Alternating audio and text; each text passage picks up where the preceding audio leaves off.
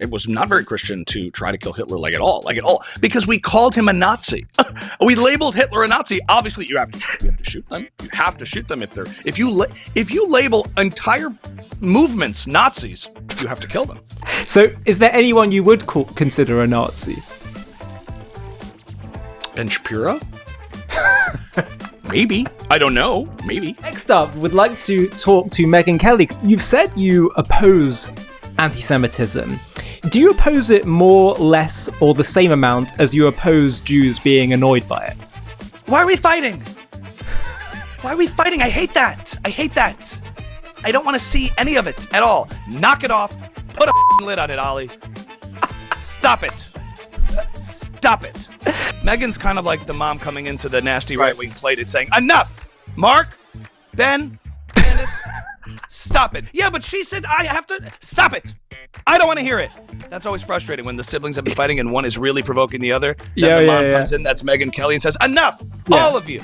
Yeah. And Mark Levin's like, well, he started it! No, he's a Nazi, and he's shredding the Constitution. Candace, before we begin, could I ask you just to confirm that this interview isn't being controlled by the Mossad? I don't know. Is it controlled? I don't know, no, but I know, no, you know? I just feel that.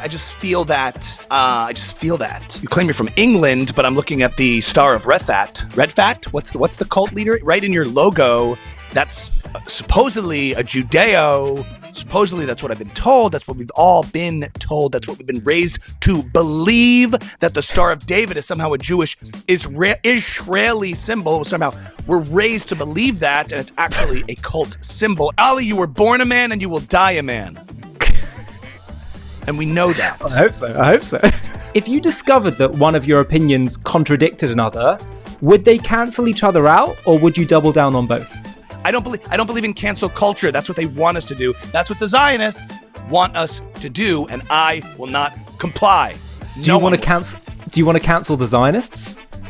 Yes. Okay, everybody. Today we are joined again by the legendary comedian, musician, shrewd political analyst, and impersonator extraordinaire, Ami Kozak. How are you doing, Ami? Good to be with you, Ollie. Back in business. Let's do it. Let's do it. And as I was saying about Ami, what's great about him is that when you're talking to Ami, you're not just with Ami, you're always joined by about 20 other people, should you wish to introduce them into the conversation. And I'd like to start by doing that before we talk to Ami directly. And the first person I want to introduce is our great friend, podcaster, Tucker Carlson. So, Tucker, I want to ask you a few questions. There we go, right into it. I hope I'm not putting you off at all, Tucker. Not at all. So, question for you that I want to start off with is, and I was just very curious about this because you seem to talk about Israel a lot. So, if Israel disappeared tomorrow, would you finally take a vacation? I love that. I love that question. I mean, it's a great question. Actually, it's one of my favorite questions. If it disappeared tomorrow, I would try to find it and go there because I love Israel and I go there with my family all the time. But I think it's irrelevant. Right. Okay. And so, if it disappeared, I'm sorry. I thought we were talking about this country. First of all, it's disgusting that we're focusing on other places. It's weird. It's like really weird. Why are we even focusing on what's disappearing there? There are jobs disappearing here. Period. I care about this country, and people who don't care about this country, I despise them. I detest them. Like really detest them. Actually, like a lot. So on Israel specifically, you questioned quite a bit why we send money to Israel, and I just wondered if they stopped being America's ally, would that make them your new favorite country?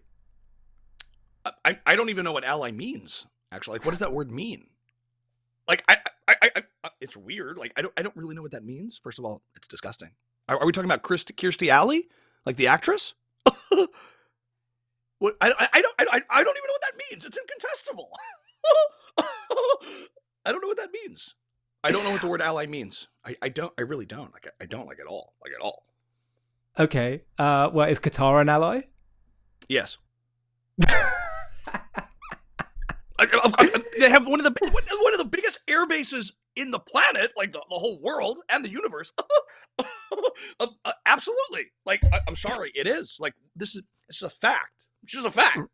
Right. And I saw that you said just now that it would have been, you seem to be implying that it would have been like unchristian to have killed Hitler. So I was just curious, what would be the Christian response to Hitler? Killing people is wrong. Any people. When comedians kill on stage, that's wrong because it's killing. Do you understand? Any type of killing is wrong, okay? When you say like, oh my God, I stubbed my toe, that killed. That's wrong. The word killing is wrong, period. I certainly, it was not very Christian to try to kill Hitler like at all, because we called him a Nazi. We labeled Hitler a Nazi. Obviously, you have to shoot them. You have to shoot them if you label entire movements Nazis, you have to kill them. And so I just think, had we not called them the Nazi Party, had they not called themselves that, we wouldn't have had to do anything like at all. And he called himself a Nazi, and what did he do? He killed himself because he knew. I'm a Nazi. Have to die. That's why he did it. Because Hitler was against Nazis. So when he called himself, when he called himself a Nazi, he took his own life. Obviously, he would do that. So, is there anyone you would consider a Nazi? Ben Shapiro? Maybe. I don't know. Maybe. Maybe. Maybe the demon that molested me was a little Nazi-esque. He had a German accent. He did. He really did. It was really unpleasant. Well, Tucker, this has been I can't say it's been an enlightening conversation, but it's been a confusing one. But I'd now like to get even more confused with our next guest, Candace Owens. So, Candace, thank you very much also for joining us here today. Those staring eyes, glaring eyes. Whoa. Better be careful. Candace, before we begin, could I ask you just to confirm that this interview isn't being controlled by the Mossad? I don't know. Is it controlled? I don't know, but I know, you know? I just feel that that when it's being controlled. I mean, you claim you're from England, but I'm looking at the Star of Redfat. What's the cult leader? Right in your logo.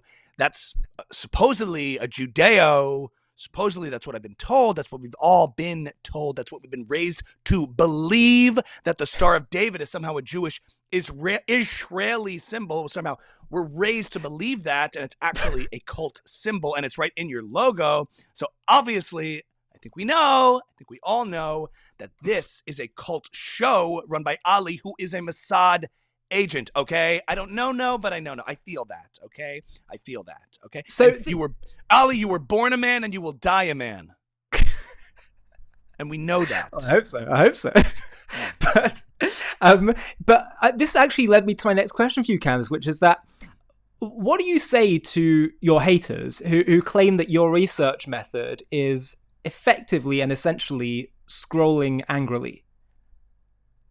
Oh, I'm sorry. Are we supposed to believe that the texts that have been sent that are not the feds, that are totally designed by federal agents, that have federal agents written all over them? Or what about the fact that if you look back on it, like I went to the zoo last week and there was a plane that landed there at a private airport nearby that was traced back to, Azerbaijan. Coincidence? Azerbaijan? I don't know. Maybe. Armenia, genocide, an actual genocide, not the one that they make up and shove down our throats by Israel, okay? Scrolling on Twitter. What do you mean, Twitter that's controlled by the Zionist lobby? That's going to be taken over by Larry Ellison? The people scrolling are soon going to be filled with Zionists, okay? So I'm going to scroll as long as I can scroll to get to the truth before it's taken over by the Zionists, okay? And I'm going to scroll until I find the truth and dig deeper, because we all know who's going to be doing the scrolling once the Zionists take over, okay? Okay, so this silenced into compliance. Okay, so fair enough, Candace, fair enough. But what, you often will throw out different theories that sometimes don't always line up, or they can contradict each other. So my question was, if you discovered that one of your opinions contradicted another, would they cancel each other out, or would you double down on both? I don't believe in cancel culture, okay? And this is such a classic leftist tactic, okay? Are you going to cancel yourself out if two facts contradict each other? Well, guess what? I don't believe in canceling anything ever, and I will never do that. I will never do that. I would never do that at all, and I will always stand by the truth, even if another fact comes along to cancel my perspective. I don't believe in cancel culture. That's what they want us to do. That's what the Zionists want us to do, and I will not comply. Do you want to cancel the Zionists? Yes. Okay, They're already doing that to themselves. I don't need to.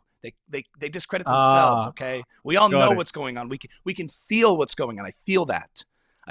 Got it. And facts don't care about your feelings, and that's what I feel. Got it. No contradictions there at all. Appreciate that. Okay, next up, we'd like to talk to Megyn Kelly, because I know, Ami, you've been getting a bit closer to Megyn recently. And so, Megyn, my question for you would be that you've said you oppose anti-Semitism. Do you oppose it more, less, or the same amount as you oppose Jews being annoyed by it? I don't have a great Megyn Kelly tapped in yet, but I have to go a little more. I have to approach her a little bit differently, which we can talk about. But I'll do my best here, just for you, Ollie. Do I oppose? Give me the question one more time. So you said you oppose anti-Semitism. Do you oppose it more, less, or the same amount as you oppose Jews being annoyed by it? Why are we fighting? I hate that. I don't want to see any of it at all. Knock it off. Put a lid on it, Ollie. Stop it. Stop it. Stop it. Now. Oh, boy. Enough. Megyn's kind of like the mom coming into the nasty right-wing plate and saying, enough. Mark, Ben, Candace, stop it. Yeah, but she said I have to. Stop it. I don't want to hear it. That's always frustrating when the siblings have been fighting and one is really provoking the other. Then the mom comes in, that's Megyn Kelly, and says, enough. All of you. Yeah. And Mark Levin's like, well, he started it. No, he's a Nazi, and he's shredding the Constitution. That's what he's doing. That's what they're doing. Nazi Tucker Carlson, Chatsworth Carlson, coming in, bothering my play date with Ben Shapiro, and he comes in saying we can't play together because somehow, that's a Zionist conspiracy. Well, guess what? You're the conspiracy. You're the losers. You're the Nazis. Tucker, Chatsworth, Carlson, Chatsworth. Enough, Mark. He's like the oldest sibling. He's getting really annoyed. So anyway, we can talk about Megyn. I think there's a nuanced conversation there about what's going on. But anyway, that's your daily dose of shtick for today, I think, unless there's anyone else you want to talk to. Well, no, that was absolutely fantastic. There was one last person I wanted to bring into the conversation, but it's up to you whether we want to, just before we finish, because he is our favorite of them all, especially from this side of the pond. A quick question for Douglas Murray. So, Douglas, the final question before we get back to Ami. When you defend Israel so eloquently, do you ever feel bad for making the rest of us sound less intelligent? Well, Ollie, I would say, it's an interesting thing that happens when you start to explain what's going on. Explain it. I don't feel like I have to explain it. The Western world already knows, and they're waking up to it. And when I go public about my opinions about the subject, I really rather not have to keep saying it over and over and over again. But it needs to be said. It needs to be said that the West is collapsing before our very eyes, and the fact that you can't understand it, well, that's really your problem, not mine. And it will be, well, for you, it will be your problem in the future. Well, I'm already prepared for it. And those of us who know, and those of us who understand the concept of Western demoralization, it's going to happen right before your eyes. And I, for one, am going to stand up to it any which way I can. I'm not going to capitulate and concede linguistic or ideological territory to these ideologues of the radical Islamists and the radical Marxist communists who detest Western civilization. I, for one, am going to fight for it. I'm not going to get into the weeds of this conversation any longer. I'm going to simply stand up and fight it. Spoken, as always, with perfection, Douglas. Appreciate it. Oh, Ami, that was just so phenomenal. And this, by the way, is for all you viewers, Ami should be your headline actor, whatever Jewish or Israel event you got going, because he is just so talented. And I have to tell you, by the way, before we get to the serious, hard-hitting politics, messaged Ami beforehand. I said, I want to do a bit of a shtick at the start. Do you want me to give you the questions? He said, no, we can just riff. And for those who have tried impressions, doing that kind of stuff off the cuff, seriously impressive. But Ami, let's get to some serious hard-hitting politics, because our viewers and I have always found you super insightful, and I really want to get some clarity on some of the issues that we're seeing affecting American public discourse, particularly as it pertains to Israel and the Jews. We saw, since we spoke, we had this whole controversy with the Heritage Foundation's president, where he came out and said, clearly ill-advised, I don't know how much it was actually in his heart versus just what he was pushed to do, but regardless, he said it. It came out of his mouth, where he said that those who are criticizing Tucker Carlson for giving a fawning, unchallenging interview towards Nick Fuentes, despite giving a very grilling, critical interview to Ted Cruz, saying that those criticizing him for that, you're pushing us to engage in cancel culture by saying we should, disavow Tucker Carlson. And they say criticizing in this case, or disavowing, or saying, hey, we don't agree with someone on our side for doing that, that is cancel culture. So is it, insisting that we call people out who are on your political side of the aisle, how would you explain to people that just aren't getting it why this is not cancel culture, and what are the kind of moral guidelines that should be just normal in politics so that we can manage this fairly?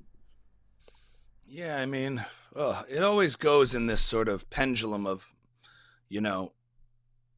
kind of one extreme to the other in terms of, even as these events unfold, I think mistakes get made on both ends of it, and I can kind of elaborate on that. On the one hand, the people who are desperate to want to criticize Israel are so, and maintain that criticism, are so offended by criticism. Right. Of themselves. Free speech cuts both ways, right? On principle, if we take issue with positions they take, that's also free speech. That's the same principle you're advocating for. And in a way, certain people who want to criticize those criticizing Israel, like, yes, they get a little reactionary, they can get kvetchy, they might be wrong, but, by the same token as you wanting to be able to express views or, doubts about Israeli policy, if that's what it's all about, on the one hand, you need to grow up and be able to accept that some people are going to disagree with you. Some people might want to pull their money and donations from your organization if you're supporting people that they really profoundly disagree with. That's called being an adult. And on the other end of it, we can also be a little less reactionary, a little less emotional. If somebody says something we find incorrect or objectionable, we don't have to emotionally freak out. On our side, we can criticize without succumbing to the very caricatures they're trying to paint us as. I have seen on a few occasions people resort to just, calling someone a Nazi. Yeah. And calling Mamdani the same thing they call Fuentes. And it just becomes a very muddled, low resolution type of conversation. A little bit of discernment on both sides can go a long way.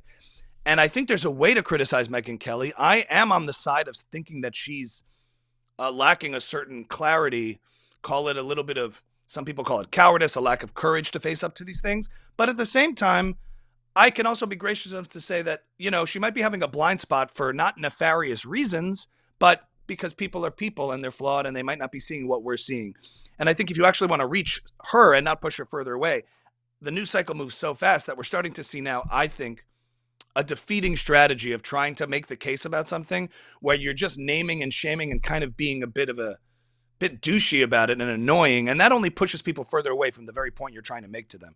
So I think there's a psychological way to reach people where, you don't have to assume bad intentions just because somebody's wrong. But that's different in every case. Now, in the case of Tucker and Fuentes, I think it's very easy to elaborate on, you have to be very careful not to fall into the trap of guilt by association. Okay? In other words, the defenders of Tucker think this is a guilt by association smear. That simply by having him on Tucker is morally flawed and dangerous and bad.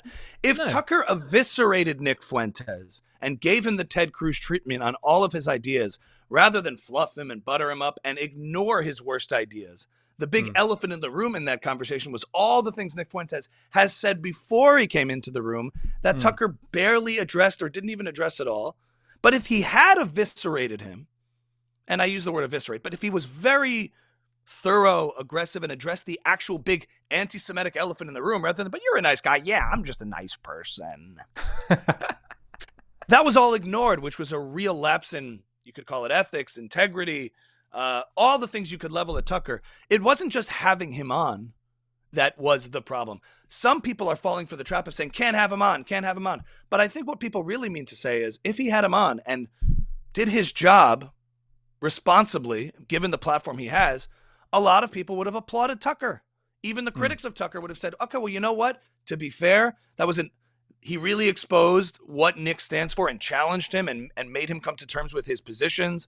And I thought it's not like by association alone, everyone's taking issue with it. It's by association and then by making him palatable and mainstreaming him and ignoring the big elephants in the room that shows at its best interpretation a failure of journalism and a failure of just being thorough and doing your job responsibly. And at its worst, you're actually really trying to mainstream these horrible ideas, which Tucker has had a pattern of doing, of glossing over someone in the room who's defending Hamas and saying they're such and such thing, and Tucker doesn't push back. Last I checked, they were a political organization. I mean, the moral obfuscation, being obtuse, pretending like things are what they're not, creating a culture of demoralization and confusion, going to Russia and saying the bread is good.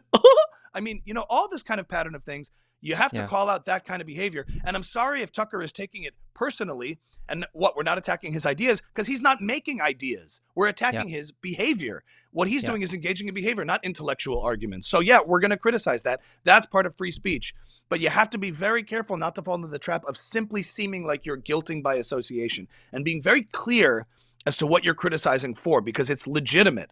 And I think for someone like a Megyn Kelly, look, perhaps she knows Tucker behind the curtain of this avatar internet world. We're responding to a persona. She might know the person.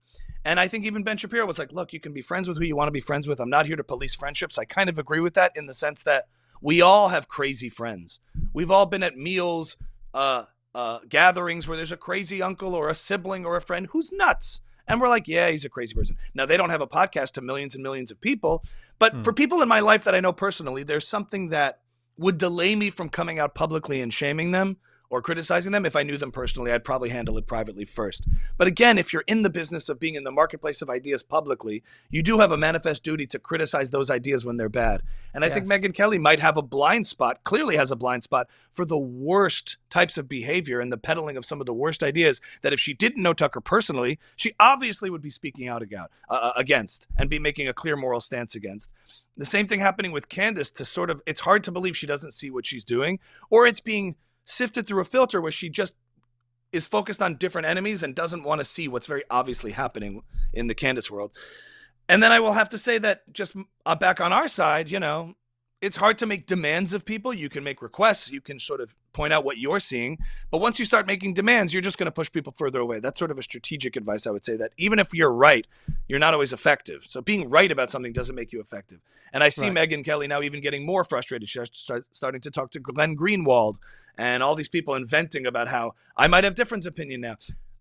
But then I go back again and I say, okay, you have different opinions now because of Zionist Jews that are annoying you? Like, that's how you form opinions? Because the last point I'll say is, if you form opinions not based on evaluating data and evidence, but based on how people kind of treat you, that's also immature. Sure. You understand? So maybe some of the people on the Zionist side who are reactionary and getting emotional are overreacting and being immature. But then so are you. If you're saying, now I'm going to support Tucker even more, well, you're just being emotional and unreasonable also. You're doing the very same thing you're annoyed at them for doing. And I'll give you one final example before we move on. If you took a different issue that wasn't Israel, say abortion, let's say Megyn or whoever is very pro-life and pro-life to the core, okay? In the pro-life movement, if there were donors and people who were being annoying to you, who were pressuring you not to talk to this and such person because they're too pro-choice. You shouldn't associate with this. Would you become annoyed with those people, or would you become less pro-life as a result of that? Would you actually alter your positions on the substance of an issue because people in the same movement are being annoying about it? Go to any Zionist conference or anybody who's on the same side, any large cohort. Everybody hates each other. Everybody argues all the time, even if you're on the same side of a movement. There's annoying people everywhere. Temperament-wise, we're all temperamental creatures, and people get annoyed by people. But that shouldn't necessarily shape your views on an actual issue or position. We should all be adults in the room and start evaluating things using our reasonable adult minds, and rather than everyone being so hyper-emotional. So I would just simply say that. You wouldn't change your views on abortion because other pro-life activists were giving you a hard time because you talked to a pro-choicer. You would just simply say, like, I don't appreciate the way you're acting towards me, and maybe we could have a better conversation.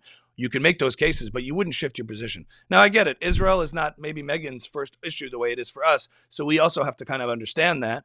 But anyway, I'm trying to get everyone to be a little bit of adults in the room and to say, well, if you criticize me about Tucker, I'm going to support him more. Well, you're doing the very same thing you're criticizing your critics for. Okay, so really helpful unpacking, but I just want to push back on one thing. A quick message. We all hear about the Palestinian displacement, or Nakba, of 1948. But you know, there was another, even greater displacement that we haven't been told about. Nearly 1 million Jews were expelled from Arab lands at the exact same time. Watch the trailer for our new and absolutely essential documentary called The Real Nakba. And if you want to watch the full film, just click the link below in the video description. We've all been told about the Nakba, the Palestinian catastrophe of 1948. Around 700,000 Arabs were displaced. But here's what you're rarely told. That displacement didn't come from some Jewish plan for genocide. It wasn't Israel's goal. It wasn't Israel's desire. It happened because Arab leaders launched a war of annihilation. They tried to wipe out the newborn Jewish state, vowing to drive the Jews into the sea. And in the chaos of that war, people fled. Many because their leaders told them to, promising they'd return after victory. But the term Nakba was originally used to describe the fact that the Arabs lost the war, not the displacement. Now the term describes the displacement of war used as a political weapon against Israel. But you know, there was another Nakba you haven't been told about. A catastrophe rooted not in the fog of war, but in the clear, deliberate desire for persecution and genocide.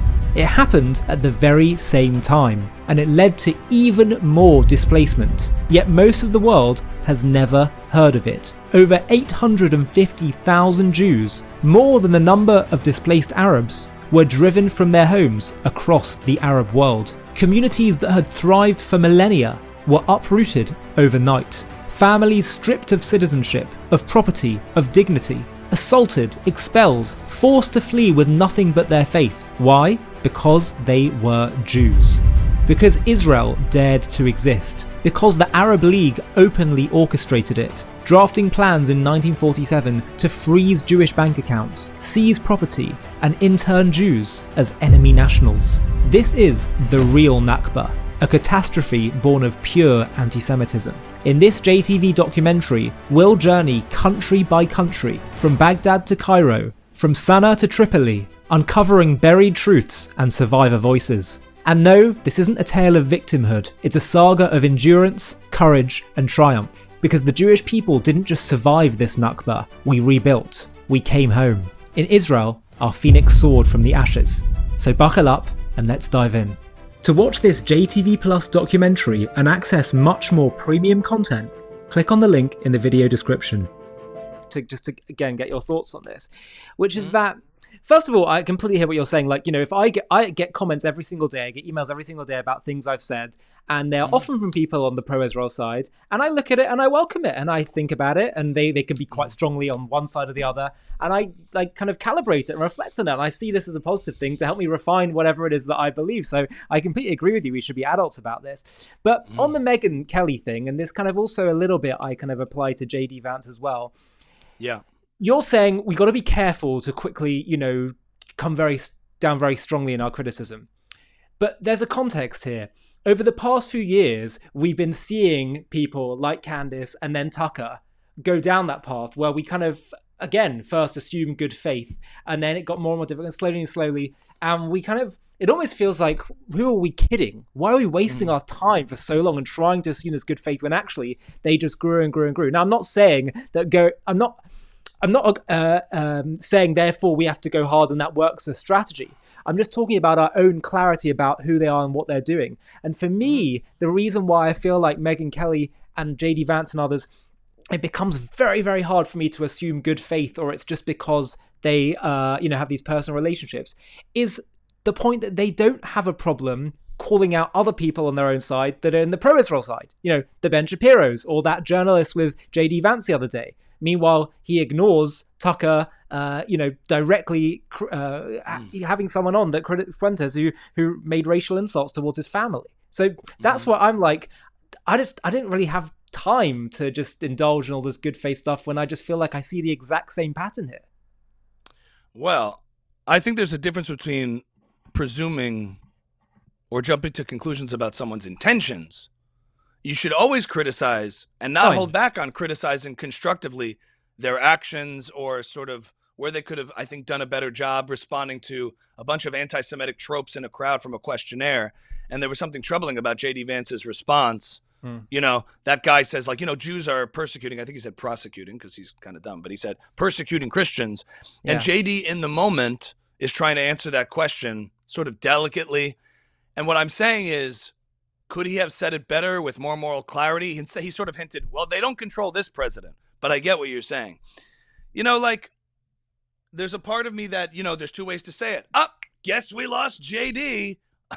Always knew he's not with us, like he's some tool at our disposal. And if he doesn't say the answer exactly as we would have said it, then he must have bad intentions, or clearly he mask off moment kind of thing. That's one way to do it. Now, how do you think a JD Vance and all the people supporting him are going to respond to that? That doesn't mean that your positions are dictated and your judgments are dictated by what other people think, but we don't know what's going on internally with people, what their intentions are, how they feel in the moment, trying to make a calculation about maybe if you're assuming positive intent, and the best interpretation of that, even though I thought it was a flawed answer, JD sees a person who's going astray, right? He's seeing this person who's clearly buying into Fuentes' anti-Semitic tropes. Now, he could lambast him and eviscerate him in front of an audience, and the audience will applaud, maybe we'll all applaud, and he creates another villain origin story. He could do that, or in the moment he could think, all right, I see what's happening here. I'm the vice president, so my job is to protect the image of the president that I serve under.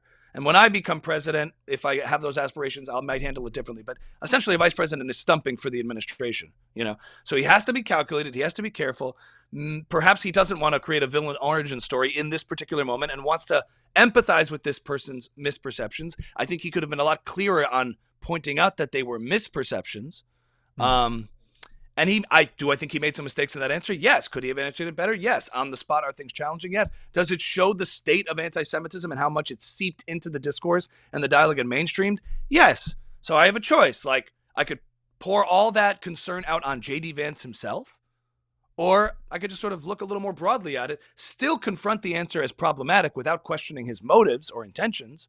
Because then you have to go, well, I guess JD really is a little bit anti-Semitic, which I just think you're getting into ridiculous territory. There's no way JD Vance is sympathetic to the gropers who call him a race traitor. He's not in with them, I think he's trying to reach. I have no idea. I'm just saying they call him a race traitor, and Nick Fuentes called his wife a Jeet. She called him a racial slur, So what I mean by being adults here is saying we can criticize the answer constructively, as you said, when people reach out to you. But when they reach out to you, if they just started calling you a piece of shit, I don't think you would take their criticism. I don't think you would listen. So I'm trying to focus on being effective, not just being correct. And I'm not giving him a pass, or at least I'm not giving the answer he gave a pass. But I'm not also, you can do that without having to question intentions or make some kind of moral judgment on him as in the totality of JD Vance, but you can still criticize the situation and the problem with the answer. Do you think a lot of our side are doing that, though? Because are we being like that? Are we being, just these name callers that just get so Certainly, if you go on Twitter, I mean, there's a plenty of people who retweet and say, "Mask off, here it is. We always knew." There's plenty of that going on. Right. I don't think I don't think that's an excuse for the other side to then get more anti-Semitic or more anti-Zionist or whatever. I think both sides are immature in that way. One side is more correct. I think we're correct in a specific way, but in tactics is different than substance. So there's a substantive argument to be made here about what's going on with a question to JD Vance that's filled with anti-Semitic tropes. And there's a way to answer that I think actually addresses the problem. And yeah, people are getting a pass where they shouldn't get a pass. The Nick Fuentesing mainstreaming thing that's happening is gross and awful. I appreciate what Ben Shapiro is doing, drawing those hard lines in the sand, focusing on the behavior. But at a certain point also, the fact that Tucker Carlson's got a son who's on staff for JD Vance, who's some young kid, like retweeting horrible things. Okay, yes. I just would put a hierarchy of urgency here on what to call out. Because if say what you want, you could be right about all of it in its concern, in its level of concern, but you're just going to make your case harder to make if you fight every small little battle, especially if you go after someone's son. Like, yeah, Buckley, I've seen some of the things he's tweeted, pretty awful. He's this kid, blood is thicker than water too. Like, you're not going to get in between people's personal relationships with a smear campaign attack. You're just going to trigger their defenses. So you're right. Buckley's, Tucker has a son who posted horrible things. I think he was reposting certain things, and that's concerning. Focus on the big issues and the big fish if you want to be taken seriously. That's all. It's sort of an advisory thing I'm saying. I'm not even disagreeing that that's disturbing, but I say there's also a hierarchy of urgency. You don't have to give a pass to the things, but focus on the substance, be mature about it.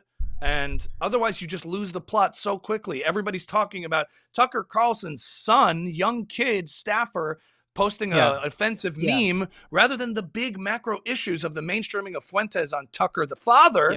Who's the one who I think we can attribute more agency to and responsibility to. I don't give him a pass. I just don't go after his son, not because you're morally compromising, but use your brains a little bit, guys. It's not going to work. And I agree with that. And I think quite a lot of the people are not, in the pro-Israel camp were not, didn't endorse the way that tweet was written, but it was more JD's response and his selective outrage. That's what they struggle with. And one of the things we're hearing people like the Heritage president say, and I'm sure maybe in a good faith sense, JD Vance is thinking with that student that asked him the question, is they're thinking if we go hardcore, we're not going to reach the Fuentes audience or whatever who we want to try and persuade. They'll just shut us out. But isn't there a danger to an argument that says, don't speak the truth or the extremists won't like you? I didn't say don't speak the truth. I think you should. I'm only talking about being discerning over who's the nefarious actors, peddling dangerous pathologies, and who might be falling for those dangerous pathologies or being manipulated by them, or those in the middle who don't have the courage to stand up to them. Yeah. It's all behavior. It's all the way they're doing it. I don't pretend to know what's going on in people's hearts or their minds or what they're dealing with. But yes, you should call out the inability to answer that question correctly, or having to, there's a lot of evil, there's a lot of nefarious behavior, and there's a lack of courage. You need the courage.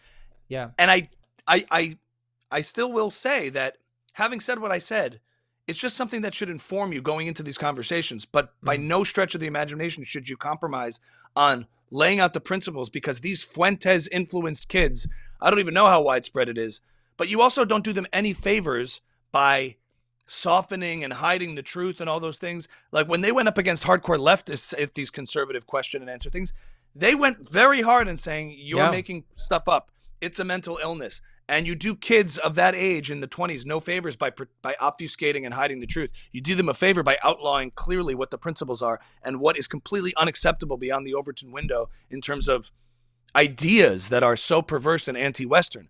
But I guess there is no but. That's what should be really spoken about. Not this president. He has your back. He understands. Rather outlining what the Western principles are and why these ideas are anti-American. That's not being said. But you know what else is not being said? Instead, they're just naming and shaming and calling them names. the thing I advocate for is what you're talking about, which is outlining the actual principles and ideas that combat the dangerous ideas they're falling prey to, rather than, oh, you're falling prey to these ideas, you're a Nazi too, mask off, you're an apologist. It's like, no. Do what you're saying. Stand on principle. Don't soften the actual values and principles that true conservatism stands for. I think that's what Ben is trying to do. That is what I'm saying. And you can do that without assuming bad intentions or without assuming evil in everybody. There is nefarious intentions in a pattern of behavior that eventually good faith runs out. When someone is that's a presumption of good faith. You run the fuel tank on that with a series and pattern of behavior that's unrelenting and continuous, and then you got to call it out. But if you call it out on the first slip of somebody versus the Tucker pattern of behavior, the Candace pattern of behavior, you see how you cry wolf, and then calling out Candace and Tucker is less effective because you're literally calling out everybody the second they seem to possibly be veering into something. So I would just be cautious about that and discerning, because otherwise the real problematic figures can just make the same claim. See, they're just trying to cancel everybody. And there are people who will look at that and say, yeah, it seems like that's what they're doing.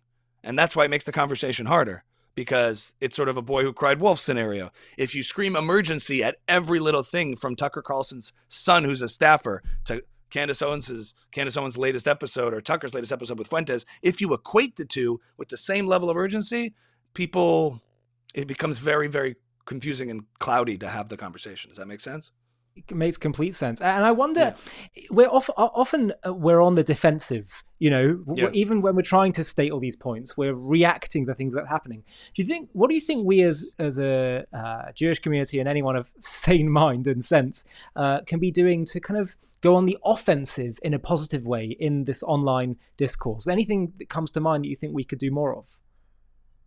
Yeah, I think we have to stop being so defined by the latest, infraction by some woke right person. I make fun of it, so that's how I have fun with it. I think when you tease it, satirize it, it displays a certain sense of confidence and offensiveness. That's my offense.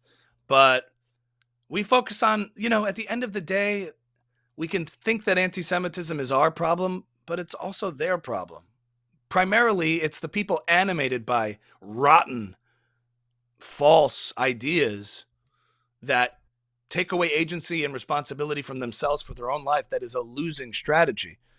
And the Jewish strategy of being accountable, building up your own families, your own communities, focusing on Jewish education, Jewish values, Western values, American values on the positive, not to prove to them you're good and worth it, but simply because that's the virtuous right path to take. And it's their loss not to tap into it. If they want to pursue this politics of grievance, resentment, jealousy, envy, that's just what like a woke leftist does. That's why it's the same thing, because essentially at its core, it's shifting responsibility for their own life away from themselves and trying to put it on some scapegoat. On the left, it's, the Western hegemony, patriarchy, and on the right, it's the Jews. Pick your scapegoat, and on the left, it's the Zionists too. Pick your scapegoat. If you do that, you're not going to win. You're not going to win for your own life. So essentially, yes, we have a problem with anti-Semitism, but the anti-Semites have a problem because they're filled with brain-rotten ideas that are self-destructive. So it's like Mel Robbins. If they hate you, let them. Let them. If people are going to criticize the Jews, let them. So there's a part of me that, as much as I want to respond to every old thing and Tucker saying hummus and being like, oh my God, see, it's also like, oh my God. Well, that was foolish. Don't take the bait on that one, guys. And, don't go down the road of trying to debate if the New Testament has a little bit of problems with, quote, anti-Semitism in it, because, at the time it's a tumultuous time. Yeah. And if you just read it. Clever. Tucker's clever. It's clever. But if you just read it, what's going on at the time in the context of the time, obviously this whole, what we're objecting to is not that there were Jews around in the time of Jesus and Romans, and Jesus and everybody was Jew. Yeah, they claimed the Jews killed Jesus. They also raised Jesus and followed Jesus. Everybody's Jewish. The objection there is the trope that got used for centuries afterwards, as if the collective Jews are somehow responsible for eternity for some sort of immortal grave sin of Jesus' death. I just mean you follow that path and you take it. You're just wasting a lot of time and resources rather than letting Tucker kind of brain rot himself. I'm not saying you don't address everything. You don't stand up to everything. You don't stand up to particular things. But like I said with discernment, anti-Semitism and Jew hatred is much more in the long run the problem of the anti-Semites than the Jews. You know? I love that. And I think that's a brilliant way to conclude this conversation, Ami. I think essentially what you're saying is we have to stop being so intimidated and realize that, you know, we have outlived the anti-Semites for many, many centuries. So we just need to have a bit more confidence. I completely agree with that. In a one-on-one relationship, if you're in a relationship with a narcissist or a sociopath, right, then you're constantly allowing yourself to be manipulated by them, seeking out their approval, emptying your pockets to prove you didn't steal, trying to prove you're not guilty from a state of presumed guilt already. And I would just say, get out of that relationship. That's the Jewish relationship sometimes with the outside world that hates it.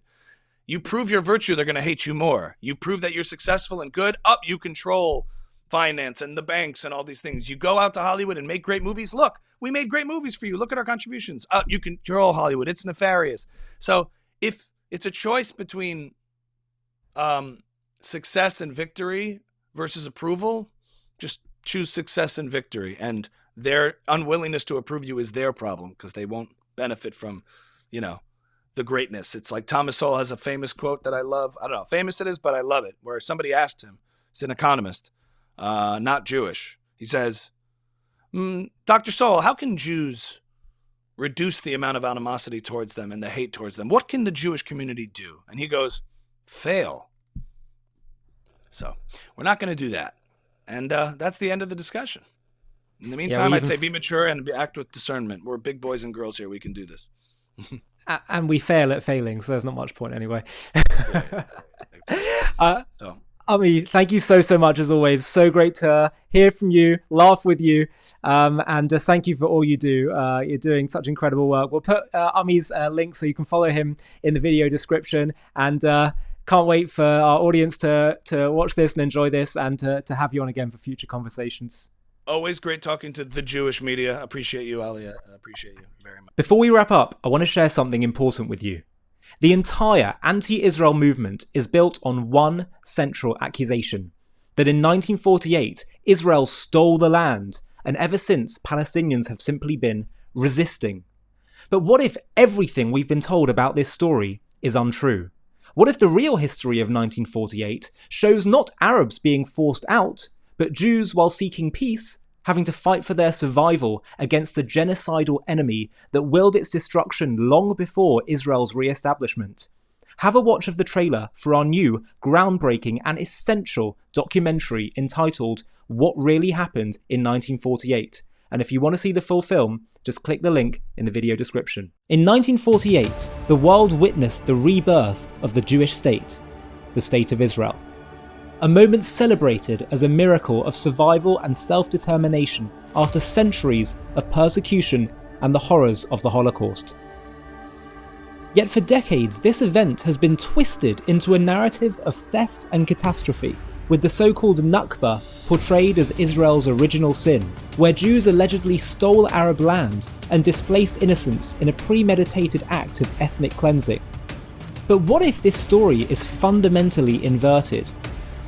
What if the cause and effect are the other way around? Not Israel aggressively seizing territory and Arabs responding in self-defense, but Arabs, driven by deep-seated hatred, rejecting the Jews' legal and historical rights to live in their ancestral homeland and waging a genocidal war long before Israel's re-establishment. In this JTV Plus documentary, we're going to uncover the unvarnished truth about 1948, the centuries of pogroms and anti-Semitic violence that set the stage, the Arab leaders' explicit calls for extermination, and the defensive war Israel fought to secure its existence. We'll challenge the pervasive lies head-on, showing how Arab rejection of peace wasn't about creating a Palestinian state, but about denying Jews the right to live at all. From the Nazi-allied leader of the Arabs in Palestine, the Mufti al-Husseini, to the forgotten occupations by Jordan and Egypt, when no Palestinian state was even considered, this is the story of a conflict rooted not in displacement, but in whether the Jews deserve to live in their homeland. Join us as we debunk the myths with facts, confront the historical record fairly but firmly, and reveal why 1948 was not an act of aggression, but a righteous response to annihilation. This is what really happened in 1948. To watch this JTV Plus documentary and access much more premium content, click on the link in the video description.